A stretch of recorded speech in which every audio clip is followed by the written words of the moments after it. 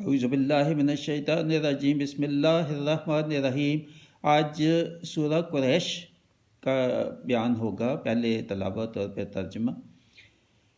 لِإِيلَافِ قُرَيْشٍ إِيلَافِهِمْ رِحْلَةَ الشِّتَاءِ وَالصَّيْفِ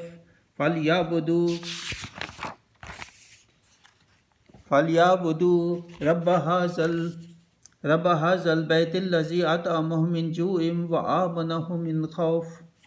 اب اس کا ترجمہ۔ اس لیے کہ قریش کو میل یعنی رغبت دلایا، ان کے جاڑے اور گرمی دونوں کے کوچ موسم میں ان کو رغبت دلائی، تو انہیں چاہیے کہ اس گھر کے رب کی بندگی کریں جس نے انہیں بھوک میں کھانا دیا